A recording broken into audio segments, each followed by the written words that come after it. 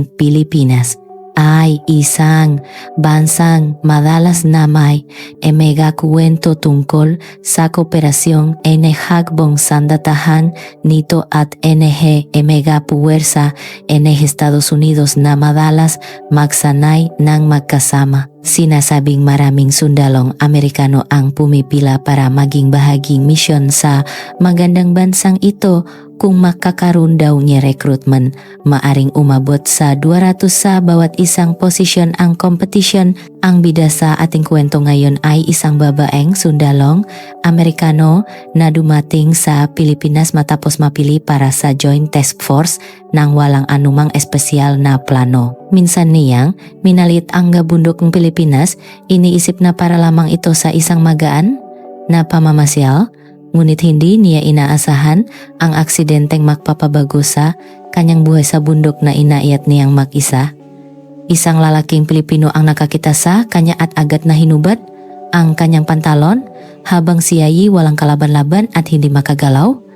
Ating alamin kung ano ba talaga ang nangyari. Matapos may talaga sa US-Philippines Joint Task Force at matanggap ang ranggong sergeant, unang tapak ko pa lang sa lupain ang Pilipinas, lahat ay tila banyaga, ngunit sa kakaibang paraan, pamilyar din. Ako si Rachel Stone, 27 taong gulang, mula sa Minnesota.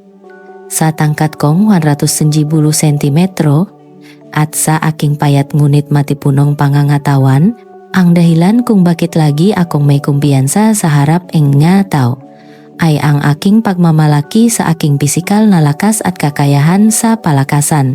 Palagi akong nangunguna sa physical fitness test ng US Army, lalo na sa Ranger Training Course kung saan kahit ang kasamahan ko ay nagsasabing hirap silang makasabay sa akin. Isang linggo matapos makarating sa Pilipinas, habang nagpapatrolya, natanaw ko ang hanay ing kabundukan ing Sierra Madre sa di kalayuan. Naisip ko, isang araw, akyatin ko ang bundok na yan. Ang bundok ng Pilipinas na una kong nakita ay luntian at hindi gaanong matatarik kumpara sa Rocky Mountains ng Amerika. Ito ay parang pamamasyal lang, hindi tunay na pag-akyat, bulong ko sa sarili.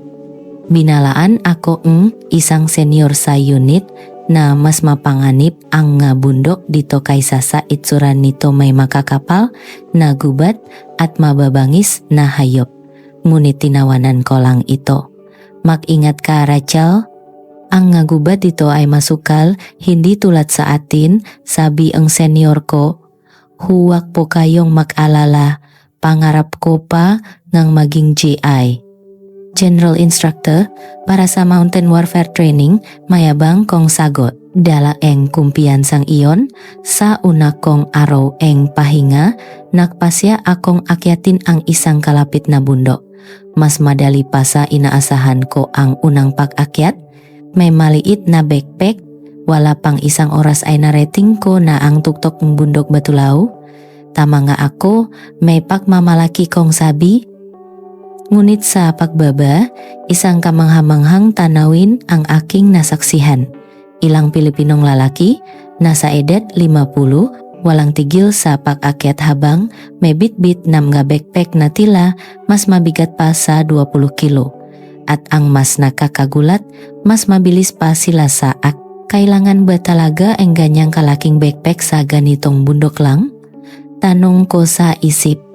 Ang bibigat naman eng dala ninyo, sabi ko sa kanila. Sa pira-pirasong Ingles, sumagot sila, pang ilang araw po kasi ito, magte-trekking kami ng malayo. Nagulat ako na nakakintindi sila ng Ingles at nakikipag-usap. Inisip ko na marahil ay hindi gaanong matataas ang bundok dito kaya't kahit ang may edad na ay kayang mag-trekking ng ilang araw. Ang lalaking iyon na tilapasan ang buong military gear ay umaakyat habang masayang nakukuwentuhan. Paano nila nagagawang umakyat ng ganun kabilis habang may dalang ganun kabigat? Nagsimulang mahamon ang aking amor proprio. Simula nun, tuwing weekend, nilibot ko ang iba't ibang national park sa Pilipinas.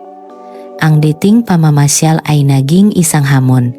Pumipili ako ang mas mahihirap na ruta at dinadagdagan ang bigat ang aking backpack. Suot ko ang aking US Army Combat Uniform at minsan, nagtataka ang tingin sa akin nga Pilipino, ngunit ang nga tinging iyon ay lalo lang nagpatibay sa aking determinasyon. Isang araw, habang payat ako sa isang bahagi ng bundok Makiling, nilakpasan ako ing isang Pilipinong lalaki na nasa edad 40. "Are you a US soldier? That's great," bati niya sa Ingles. Sa sandaling iyon, nakaramdam ako ing pagmamalaki at kasabay nito, isang kakaibang pakiramdam ing kompetisyon. Propasyon ko ito, bakit mas magaling pa sila? Sa loob ang 5 buwan, pinanindigan ko ang aking dangal at nahanap ang mas matitinding hamon. Naging normal na sa akin ang umakyat ng mag-isa at lumalaki ang aking diwang ang pakikipagsapalaran. Sa susunod na bakasyon, susubukan ko kayang mag-trek sa bundok Pulak. Habang iniisip iyon, muli akong nagsimulang umakyat ng mag-isa. Noong araw na iyon, mas madilim ang kalangitan. Pagdating ko sa kalagitnaan eng bundok, nagsimulang kumapal ang hamok. Kahit limitado ang aking nakikita, nagpatuloy ako. "Hamok lang yan, normal yan sa training ing US Army," sabi ko sa sarili. Nagsimula ang problema sa pagbaba. Umulan at naging madulas ang lupa. Sa isang landas na dati madali kong nabababa, bigla akong nadulas at nawalan ang balance. Gumulong ang aking katawan. Sinubukan kong kumapit gamit ang aking braso at binti, ngunit walang nangyari. Matapos sumigaw at gumulong ng ilang metro, sa wakas ay nakakapit ako sa isang baging at huminto. Nang sinubukan kong tumayo, nakaramdam akong matinding kirot sa aking kaliwang binti. Akala ko'y dahilang sa pagkahulog, ngunit nang tingnan ko, may nakita akong isang kayumangging, ahas isang Philippine Pit Viper na gumagapang palayo sa damuhan. Nang makita ko iyon, kumabog ng mabilis ang aking dibdib. Natutunan ko kung paano rumasponde sa tuklo nga hasa basic training, ngunit sa totoong sitwasyon, nablangko ang aking isip. Agad kong sinuri ang bahagi ang tuklo. May dugo mula sa 2 maliliit na marka ang pangil, at nagsimula ng mamaga at mamula ang balat sa paligid. "Kalma, Rachel. Hindi ito training, toto ito, bulong ko." Sinubukan kong maging mahinahon. Kinuha ko ang first aid kit sa aking backpack, ngunit nawawala ito, pati na ang aking cellphone. Marahil ay nahulog nung gumulong ako. Kinapa ko ang aking bulsa at nahanap ing tali at agad itong itinali sa itaas ing sugat para pigilan ang pagkalat ing kamandak patungo sa puso. Hindi ko alam kung ilang minuto na ang lumipas, ngunit nagsimula ng mamaga ang buong binti ko. Naramdaman kong unti-unting lumuluwak ang tali. Umabot na sa tuhod ko ang pamamaga at nagsimulang sumikip ang aking pantalon. Naisip ko na kung hahayaan ko ito, baka hindi makadaloy ang dugo at mas lalo pang lumala ang sitwasyon. Bumilis ang aking pahinga, nanlabo ang aking paningin, at nahihilo ako.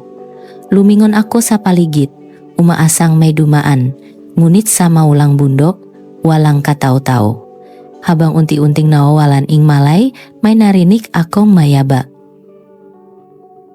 Ginamit ko ang aking huling lakas at sumigaw ing tulong. Huminto ang ngayabag at mabilis na tumakbo papalapit sa akin. Sa gitna eng hamok, isang anino eng lalaki ang lumitaw. "Anong nangyari sa'yo?" tanong niya sa Ingles. Puno ang pag-aalala ang kanyang mukha. Nakatuklo akong ahas, hirap kong sagot. Tiningnan niya ang aking binti at naging seryoso ang kanyang mukha. "Grabe ang pamamaga. Kailangan neting tanggalin ang pantalon mo," mahinahon niyang sabi. Sa sandaling iyon, nakaramdam ako ngehiya at pag-alinlangan, ngunit masyado nang mabigat ang aking katawan para kontrolin. Hindi siya nag-atubili na i-unbutton ang aking pantalon at titaas ito para makita ang tuklo. Inayos niya ang tali na inilagay ko sa itaas ng aking tuhod. Tatawag ako sa 9011. "Magpakatataka, sabi niya habang kinukuha ang kanyang cellphone. Wala na akong lakas kahit para umupo man lang. Tila nanggagaling sa malayo ang kanyang boses. Hindi ko maintindihan ang sinasabi niya, ngunit ang kalmado niyang kilos ay nagbigay sa akin ng kaunting kapanatagan. Habang nawawalan akong malay, ang huling nakita ko ay ang paglapit niya para pasanin ako. Isa ba siyang anghel na dumating para iligtas ako? At tuluyan na akong nawalan ang malay. Ako, na lumaki sa Minnesota at laging ipinagmamalaki ang aking pisikal na lakas, ay naharap ngayon sa isang sitwasyong buhay at kamatayan sa isang bundok sa Pilipinas. Hindi ko kailanman inakala na mangyayari ito. Nang makamali ako, parang sinakal na tingga ang bigat ng aking katawan. Pagmulat ko, malabo ang paligid. Nalaman kong nasa isang kama ako sa ospital. Maya-maya nang luminaw ang aking paningin, nakita ko ang lalaking iyon na tahimik na nakaupo sa tabi ko. Suot pa rin niya ang dati niyang damit, marahil ay binantayan niya ako buong gabi. Gising ka na pala, sabi niya na may ngiti. Nasaan ako? Hirap kong tanong. Nasa ospital ka. Natuklo ka eng ahas pero buti na lang at nalapatan ka agad eng paunang lunas paliwanak niya. Unti-unting bumalik ang aking alaala, ang aksidente, ang tuklo at ang pagdating niya. Siya ang nagligtas sa buhay ko. Maraming salamat. Kung hindi dahil sayo, hindi ko na natapos ang sasabihin ko, walang anuman. Normal lang sa aming Pilipino ang magtulungan, simpleng sagot niya. Pumasok ang doktor para tingnan ako. Mabuti na lang at mabilis na na-neutralize ang kamandak at nabawasan na ang pamamaga. Ngunit ang sinabi ng doktor ay nakpakilabot sa akin. Napakaswerte mo, kung nahuli ka pa ang 30 minuto, maaring kumalat na ang kamandak sa puso mo at naging panganib ito sa buhay mo. Ipinaliwanag ng doktor ang susunod na hakbang at sinabing kailangan kong manatili sa ospital ng hindi bababa sa 3 araw. Ang problema, isa akong sundalong Amerikano at walang gwardiyan, huwag kang mag-alala. Inayos ko na lahat ng papeles, sabi niya. Siya pala ang pumirma bilang gwardiyan ko at nag-asikaso ng lahat ng proseso sa ospital buong gabi. Nakita rin niya ang name tag ko at tinawagan ang aking unit para ipaliwanag ang sitwasyon. Maraming salamat talaga. Ako si Rachel Stone. Ano ang pangalan mo? Unang beses kong pagpapakilala. Jose Santos, maikli niyang sagot. Mula sa sandaling iyon, nagsimula ang aming ugnayan. Sa mga araw na nasa ospital ako, araw-araw akong dinadalaw ni Jose. Dumarating siya pagkatapos ang trabaho para kumustahin ako at minsan ay nagdadala ng pagkaing Pilipino. Unti-unting napalapit ang loob ko sa kanya, lalo na nang magdala siya ng lutong bahay na pagkain. Baka hindi mo magustuhan ang pagkain sa ospital, sabi niya. Ito ay lugaw. Pinaniniwalaan mga Pilipino na mabuti ito kapag may sakit. Ang simpleng pasasalamat ay nauwi sa pag-usisa sa isa't isa. Si Jose ay isang ordinaryong empleyado na ang libangan ay ang pag-akyat ing bundok tuwing weekend. Noong naaksidente ako, mag-isa rin siyang umaakyat. Nang araw nalalabas na ako ng ospital, kahit sinundo ako nga kasamahan ko, nandun pa rin si Jose. Tumulong siya sa pag-ayos aking discharge at iniabot sa akin ang isang supot gamot na may paalalang mag-ingat ako. Sa sandaling iyon, ayaw ko siyang iwan. Pwede ko bang makuha ang contact number mo? Lakas loob kong tanong. Nagulat siya sandali, ngunit ngumiti at ibinigay ang numero niya. Matapos bumalik sa kampo, nagpatuloy ang aming pag-usap ni Jose sa text. Mula sa simpleng kumustahan, nauwi ito sa pagbabahagi ang kwento sa araw-araw. Ang kanyang mensahe ay laging magalang at puno ng init. Ang pahalo niya ng Tagalog at Ingles ay tila kaakit-akit sa aking paningin.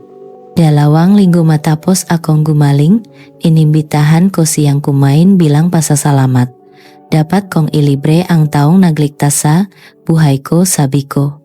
Nakita kami sa isang restoran malapit sa kampo. Noong araw na iyon, mas pinahandaan ni Jose ang kanyang suot. Pagkakita ko sa kanya, biglang kumabog ang dibdib ko. Naging natural ang aming usapan. Ikinuwento niya ang tungkol sa kanyang sarili at ako naman ay nakuwento tungkol sa aking buhay sa Minnesota at kung bakit ako pumasok sa militar. Sa totoo lang, minalit ko nun ang nga bundok ng Pilipinas. Akala ko, madali lang akyatin, nahihiya kong pag-amin. Ngumiti si Jose at sumagot, maraming dayuhan ang ganyan din ang iniisip.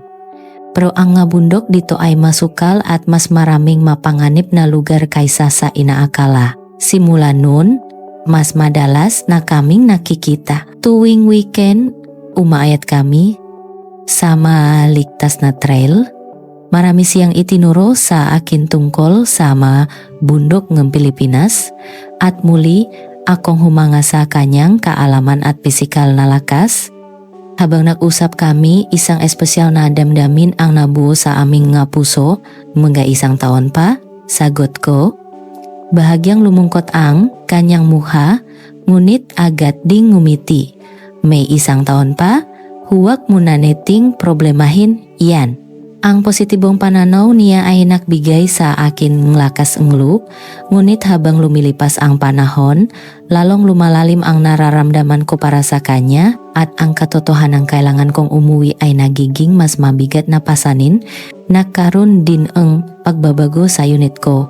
Iba-iba ang reaksyon engga kasamahan ko nang malaman nilang may boyfriend akong Pilipino.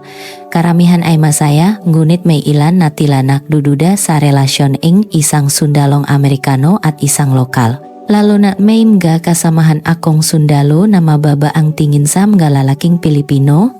Isang araw, habang nanananghalian sa mess hall, nag-usap ang ilang sundalo sa kabilang mesa. Hey, napansin niyo ba? Parang ang lampa ang nga Pinoy. Pagkatabi natin, ang liliit tingnan, malakas na sabi ng isa. Oo nga, parang mga relax lang lagi, dagdag ng isa pa na tumatawa. Nang marinig ko iyon, kumulo ang dugo ko. Naalala ko si Jose at nagalit ako na hindi nila alam kung gaano siya kalakas at kaseryosong tao. Hindi ko napigilan at nilapitan ko sila. Huwag na ninyong ulitin yan. Mariin kong sabi, oh Rachel, biro lang. Huwag kang seryoso, natatawang sabi ing isa. Hindi ito biro. Wala kayong alam sa mga lalaking Pilipino. Ang boyfriend ko ay mas malakas at mas matapang kaysa sa inyong lahat pinagsama-sama. Palakas ng palakas ang boses ko. Lalu silang tumawa. Talaga, dalhin mo siya rito para mapatunayan natin. Sa sobrang galit, hinampas ko ang mesa at sinugot sila. Ang sagutan ay nawi sa away at inawat kami ng ibang sundalo. Nakarating ito sa aming commanding officer at napagalitan ako. Sergeant Stone, hindi katanggap-tanggap ang pananakit sa kapwa sundalo. Kapag naulit pa ito, mas mabigat na parusa ang igagawat sayo. Nang gabing iyon, ikinuwento ko kay Jose ang nangyari. Nakinig siya ng tahimik. Rachel, ayokong napapahamak ka dahil sa akin. Hindi mahalaga ang sinasabi nila, mahinahon niyang sabi. Pero minamalit ka nila at angga Pilipino. Sagot ko, hinawakan ni Jose ang aking kamay. Sapat na sa akin na ipinaglaban mo ako. Pero ayokong nasasaktan ka. Ang kanyang pagiging mature ay lalong nakpalalim ng pagmamahal ko sa kanya. Si Jose ay hindi lang tagapagligtas ko, siya ang pinakamalakas at pinakamabait na taong nakilala ko. Mula nun, naging malinaw na sa akin ang lahat. Ayokong mawala ang lalaking ito. Kahit hindi, ako sigurado kung saan patungo ang aming relasyon, isa lang ang malinaw, mahal na mahal ko si Jose. Matapos ang insidente, nakbago ang tingin sa akin nga kasamahan ko, lalo na ang nga nakaaway ko. Tuwing makakasalubong kami, nginingisyan nila ako. Isang araw habang nanananghalian, biglang tumabi sa akin si Jason, isa sa mga nakaaway ko. Rachel, pinag-isipan namin. Gusto naming patunayan kung gaano talaga kagaling ang boyfriend mo, sabi niya na may ngisi. Sa una, inakala kong pang-aasar lang ito, ngunit seryoso siya. Seryoso kung ipaglalaban mo siya ng ganyan, dapat may espesyal sa kanya. Magparty tayo, isama mo siya. Naguluhan ako, nagduda ako kung gusto ba talaga nilang makilala si Jose o gusto lang siyang pagtripan. Pero naisip kong baka ito na ang pagkakataon para may tama ang nga maling akala. Gusto nyo ba talaga siyang makilala? Hindi para pagtripan, maingat kong tanong. To be honest baka sa una, pero kung magagalit ka ng ganyan, siguro nga astig talaga yan. Curious lang, sagot ni Jason. Ipinaliwanag ko kay Jose ang sitwasyon. Nag-aalangan siya nung una, ngunit pumayag din nang malaman niyang mahalaga ito sa akin. Ngunit may kondisyon siya, ayaw niyang puro sundalo lang, gusto niya mas casual na setting. Nakita kami sa isang pub sa labas ng kampo, kasama ang 4 na sundalong Amerikano, kabilang si Jason. Dumating si Jose na maayos ang pananamit. Hello, nice to meet you. Bati niya sa matatas na Ingles. Naging maganda ang unang impression. Nag-umpisa ang usapan sa tanong ni Jose, saan kayong state sa Amerika galing? Mula roon, naging natural ang daloy ngekwentuhan. Marami siyang alam tungkol sa bawat estado at nakpakita ang interes sa kanilang kwento dahil sa kanyang kalmado at matalinong paraan ng pakikipag-usap, unti-unting naging komportable ang kasamahan ko. Nang makainom na, tinanong ni Jason, totoo bang malakas uminom ang Pilipino? Depende sa tao, sagot ni Jose. Laban tayo, isang bote ng local whiskey, hamon ni Jason. Kinabahan ako, ngunit ngumiti lang si Jose. Inubos niya ang isang bote ng walang kahirap-hirap habang si Jason ay hindi pa nakakalahati ay namumula na. Wow, paano mo nagawa yon? Manghang tanong ni isa. May kultura ang inuman sa Pilipinas kaya medyo sanay, nakangiting sagot ni Jose. Naging masaya ang gabing iyon. Si Jose ang naging sentro ng usapan at nakuwento siya tungkol sa kultura ng Pilipinas. Sumunod na weekend, nagyaya ulit ang kasamahan ko sa pagkakataong ito sa isang firing range. Para sa aming sundalo, pamilyar itong aktibidad, pero inakala kong magiging hamon ito para kay Jose. Ngunit muli, ipinakita niya ang kanyang galing. Alam nyo, lahat ng lalaking Pilipino ay required sumailalim sa military training noon sa ROTC. Simpleng paliwanag niya. Ikinuwento ni Jose na nagsilbi siya bilang isang opisyal sa Reserve Force. Ang kanyang iskor sa pagbaril ay mas mataas pa sa karamihan. Sa mga kasamahan ko, pati na kay Jason. Sa ikatlong linggo, umakyat kami ng bundok. Si Jose ang naging natural na leader, ginagabayan at binibigyan ng lakas ng loob ang napapagod. Habang kumakain sa tuktok, biglang nagtanong si Jessica, isa sa mga kasama namin Jose, pwede mo ba akong ipakilala sa mga kaibigan mo? Gusto ko rin ng boyfriend na Pilipino. Nakaramdam ako ang kaunting selos, ngunit kasabay nito ay pagmamalaki, sigurado na akong tama ang pinili ko. Nang gabing iyon habang pawi, tinanong ko si Jose, anong masasabi mo sa mga kaibigan ko? Mabubuting tao sila. Medyo may pagdududa nung una, pero naramdaman kong naging sincero sila. Sagot niya, masaya ako na tinanggap ka na nila, sabi ko. Nag-isip si Jose sandali. Ang totoo hindi mahalaga ang pagtanggap nila. Ang mahalaga ay ang puso mo. Kung masaya ka, sapat na yon. Nang marinig ko iyon, tila may nag-alap sa loob ko. Nawala lahat ng aking pag-aalinlangan. Huminto ako at hinawakan ng mahigpit ang kamay ni Jose.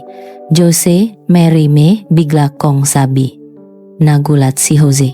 Matapos ang ilang sandali ang katahimikan, ngumiti siya ng malapat. O naman, isang simpleng sagot, ngunit puno ang katiyakan. Sinimulan namin ang pahanda sa kasal, ngunit may mga hamon. 6 na buwan na lang ang natitira bago ako bumalik. at kailangan naming magpasya kung saan kami titira. Pagkatapos ing maraming pag-usap, nagdesisyon ako, resign ako sa serbisyo at magsisimula ing bagong buhay sa Pilipinas. Isang malaking pagbabago, ngunit alam kong kung kasama ko si Jose, magiging masaya ako kahit saan. Sunod naming hinarap ang pagpapakilala sa aming magulang. Una kong nakilala ang magulang ni Jose. Mainit nila akong tinanggap. Marami nang ikinuwento ang anak namin tungkol sayo, sabi ng nanay niya. Nalaman kong ang ama pala ni Jose ay dating. May negosyo malapit sa dating Clark Air Base, kaya't pamilyar sila sa amga Amerikano at Jose McIngles. Sumunod ay ang pagpunta namin sa Amerika. Nag-aral si Jose tungkol sa kultura ng Amerika at sa hobby ng tatay ko ang pangingisda. Agad niyang nakuha ang loop ng pamilya ko, lalo ng aking ama nang makasama sila sa pangingisda. Kahit may pagkakaiba sa kultura, ang respeto at pag-unawa ay nakugnay sa aming pamilya. Bago kami bumalik, nagkaroon kami ng isang maliit na engagement party. Bumalik ako sa Pilipinas kasama si Jose. Matapos ang maliit na seremonya sa Amerika, nagkaroon kami ang malaking kasalan dito kasama ang kaibigan ni Jose at ang dati kong kasamahan sa unit. Ito na ang tunay na simula bulong ni Jose sa akin sa gabi ang aming kasal. Ang ating bagong paglalakbay. Matapos mag-resign sa US Army, nagsimula ang bago kong buhay sa Pilipinas. Ang buhay na dati puno ng order at disiplina ay napalitan ng kawalan ng katiyakan. Sa mga unang buwan, nasa tsondo lang ako ni Jose at gumagawa ang gawaing bahay. Rachel, kung may gusto kang gawin, gawin mo. Ang mahalaga ay masaya ka, sabi niya isang gabi. Dahil dun, nagpasya akong mag-aral Pilates, isang bagay na interesado na ako nun pa. Nag-enroll ako sa isang studio, mahirap noong una dahil sa wikang Tagalog, ngunit dahil sa aking pisikal na abilidad, mabilis akong natuto, may potensyal ka. Bakit hindi mo subukang kumuha ang lisensya bilang instructor, sabi ang may-ari ang studio. Ang salitang iyon ay nagbigay liwanag sa akin. Nag-enroll ako sa isang teacher training course. Gabi-gabi tinutulungan ako ni Jose sa mga terminolohiya. Pagkatapos ing 6 na buwan, kumuha ako ing pagsusulit at pumasa. Ngayon, hindi na ako si Sergeant Stone, ako na si Rachel Santos, isang Pilates instructor. Nung una akong magturo, kinakabahan ako. Limitado pang aking Tagalog, kaya't ginagamit ko ito sa mga simpleng instruction at nagpapaliwanag sa English. Ngunit nagustuhan ito ang mga estudyante. Pakalipas ang 1 taon, naglunsad ako ang sarili kong class, Military Strength Pilates. Dahil ang Pilates ay orihinal na nilikha para sa rehabilitasyon ng nga sundalo, naging patok ang aking programa. Naging komportable na ako sa buhay sa Pilipinas. Nawala ang pakiramdam na dayuhan ako at minahal ko na ang kultura at nga tao rito. Naging malapit ako sa pamilya ni Jose at naging tradisyon na ang mahapunan sa kanila tuwing weekend. Sa 3 taon ng aming pagsasama, nagpasya kaming makaanak. Nang malaman naming buntis ako, naiyak si Jose. Sana maging kamukha mo ang anak natin, bulong niya. Noong 2024, isinilang ang aming anak na si Juno. Isang perpektong halo ang itsurang Pilipino at Amerikano. Sa aking pagpapagaling, inalagaan ako ang nanay ni Jose na parang tunay na ina. Naranasan ko ang postpartum care na istilong Pilipino at mas lalo kong naintindihan ang kanilang kultura. 6 na buwan matapos manganak, bumalik ako sa pagtuturo at naglunsad ang postnatal recovery Pilates na naging matagumpay din. Isang araw, isang hindi inaasahang bisita ang dumating. Sina Jason, Mike at Jessica, ngadati kong kasamahan. Bumalik sila sa Pilipinas sa iba't ibang dahilan. Si Jason ay nagtatrabaho na sa isang kumpanya rito, si Mike ay nagbabakasyon, at si Jessica ay mayroon paring boyfriend na Pilipino. Wow Rachel, ang ganda ang bahay mo. Mukhang hiyang ka na sa buhay dito, sabi ni Jessica. Nagulat sila sa pagbabago sa akin mula sa isang magaspang na sundalo, naging isang mabait na ina at guro. Sa totoo lang, nag-alala kami nung sinabi mong dito ka natitira. Pero ngayon, mukha kang napakasaya, sinserong sabi ni Jason. Nang pumasok si Jose na buhat si Juno, napatingin sila. Hanggang ngayon ay humahanga pa rin sila sa kanya. Hoy, may mga single pa ba kayong kaibigan? Pabirong tanong ni Jessica. Ngumiti si Jose. Sa totoo lang, may ilan sa opisina. Mababait sila. Nakningning ang mata ni Jessica. Napatawa ako sa sitwasyon dati, minamaliit nila ang lalaking Pilipino, ngayon ay sila na ang naghahanap. Bago sila umalis, hinawakan ni Jessica ang kamay ko. Rachel, salamat. Dahil sa'yo, nawala ang prejudis namin sa mga lalaking Pilipino. Mas bukas na ang isip ko ngayon. Sa ika-5 anibersaryo ng aming kasal, nakaroon kaming isang maliit na selebrasyon. Niregaluhan ako ni Jose ang isang kwintas na may ukit ang pangalan ng bundok kung saan kami unang nakita. Kung hindi mo hinubad ang pantalon ko noon, baka wala na ako sa mundong ito ngayon, natatawa kong sabi habang may luha sa aking mata. Hinawakan ni Jose ang aking kamay, hindi ako ang nagligtas sa'yo, tayo ang nagligtas sa isa't isa. Habang tinitingnan ko ang mataong nakapaligid sa amin ang aking pamilya mula Amerika, mga kaibigang Pilipino, at nga dating kasamahan sa militar na ngayon ay may sarili ng buhay sa Pilipinas, nakita ko ang isang magandang ugnayan ng iba't ibang kultura. Ang Pilipinas na ngayon ang tunay kong tahanan. Ang pagmamahal ko kay Jose ay lalong lumalim at ang pasasalamat na naramdaman ko noong araw na iyon sa bundok ay manatiling buhay sa aking puso magpakailanman.